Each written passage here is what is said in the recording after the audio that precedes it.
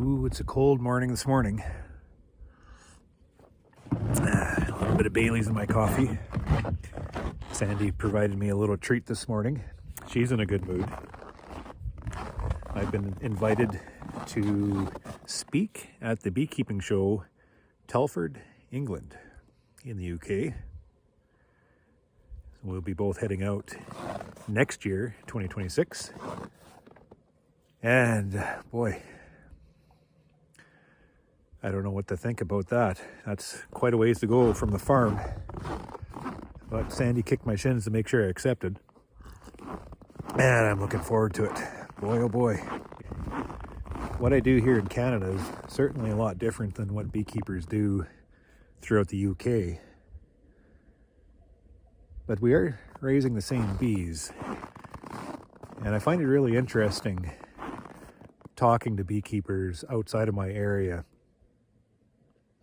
and just listening to how they understand bee behavior and then how they use that understanding to apply it in a business sense to make a living off of.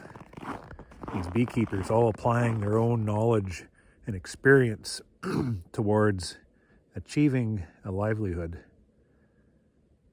So just because I do something different here in Canada doesn't mean it doesn't apply to beekeepers throughout the UK, because we are manipulating those behaviors.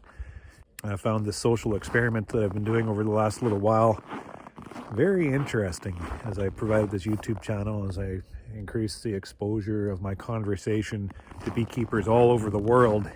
I'm bringing all that back into my operation, and my bees are better for it. My understanding of the bees has broadened, and I'm making money. So I just hope to be able to bring a little bit of this perspective of mine to the UK, to these beekeepers throughout England and other areas, to, add to the conversation and just, bring a little bit of interest to this craft that we call beekeeping.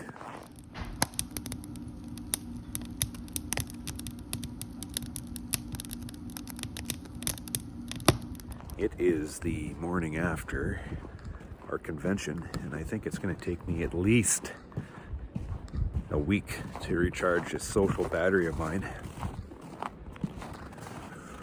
Wow. That was a treat.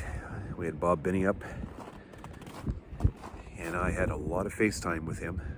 Brought him out to the farm, took him into Winnipeg, into Bee Made convention, number of meals and suppers. What an amazing fellow, I am telling you. And I managed our AGM best way I could. I'm nothing brilliant at doing that, that's for damn sure. But I put the effort into it. With a little bit of controversy. Man, it feels good because I had the membership come out at nearly unanimous support of my management over a certain controversial issue. Makes a guy feel good to have people stand behind him. 5 degrees outside. The snow is melting. And it is 4 degrees inside. The coolers are running. 4,200 parts per million CO2. So I have adequate air exchange. Can even turn it down a bit yet.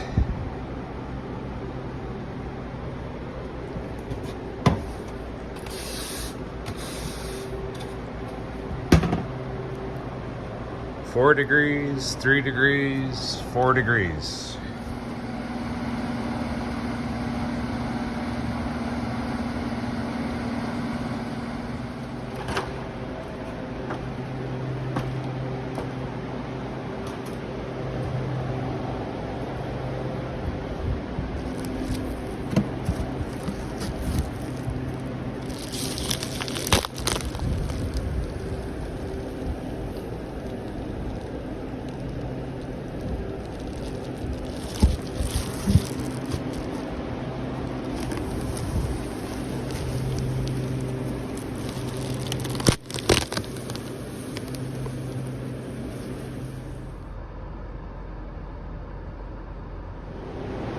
7 degrees outside, and I have one cooler at 3, one running at 5, and 5. So let's go take a look at why there's a difference. They're set at 4, so this one is cooling the way it's supposed to. These two are running a little bit warm.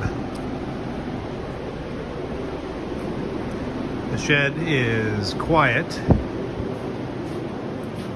nicely clustered.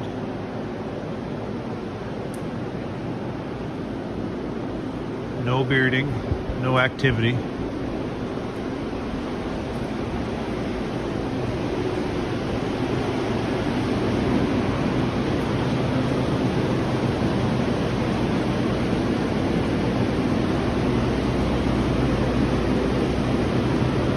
So that cooler is frosted right up.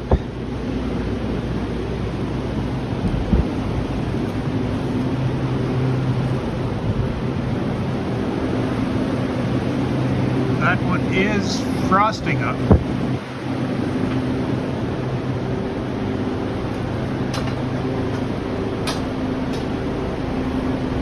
This one's not frosting up at all.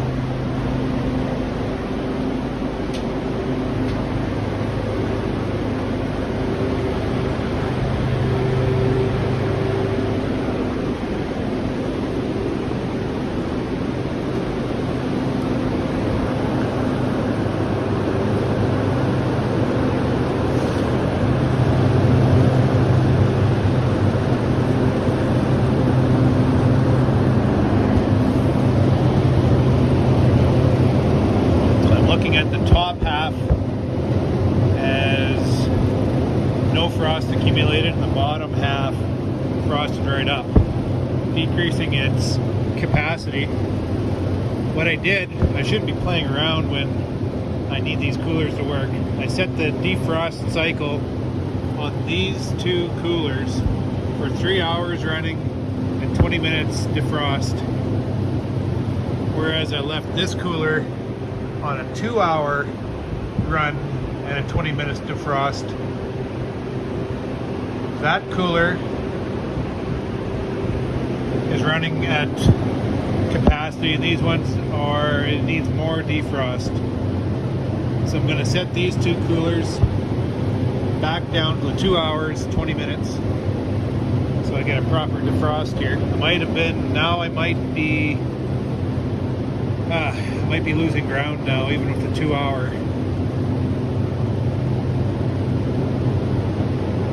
So that 2 hour, 20 minute is what it needs to be set at.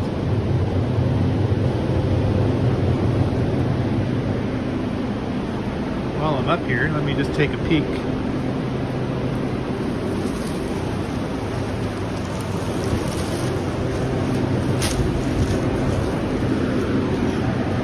Watch my head clunk.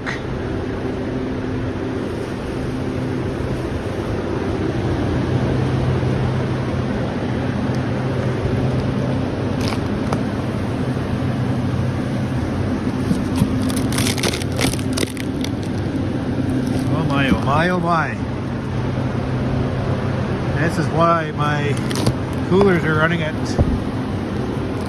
full. Boxes are full. Oh, that smelled nice. What was this? This is a Golden West Queen, and this one was a Kona Queen.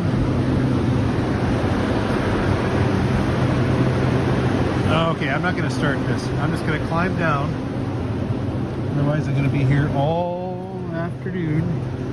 Get absolutely nothing done.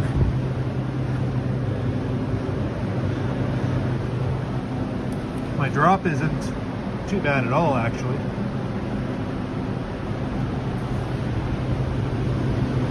My front's staying relatively clean. Very little activity. These colonies have not broke their cluster to expand even through this mild weather coming through. I've had these coolers on since the convention. I turned them on Thursday, as I left because I wasn't going to be around to turn them on the Saturday. So I just let them run Thursday night, Friday night, Saturday, everything. So it's been going steady. So I've been losing ground on these coolers since Thursday. I'll see when they go through the next defrost cycle if I can gain ground on them again. If not, then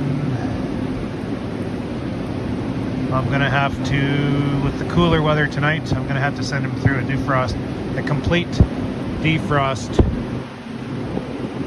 and then start things up again tomorrow. But I think by setting them back by an hour, I should be able to gain on them. This one's frosted right up.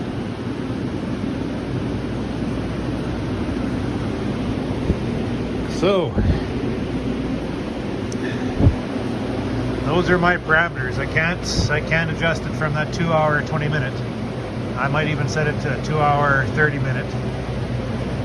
But with 3 of them going here, I seem to be able to keep up on top of the game.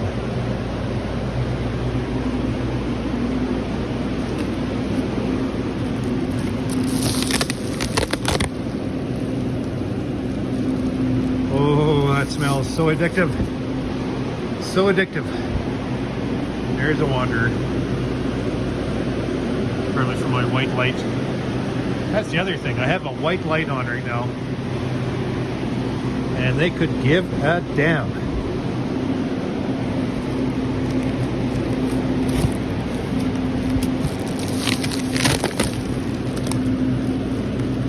See the condensation inside these colonies?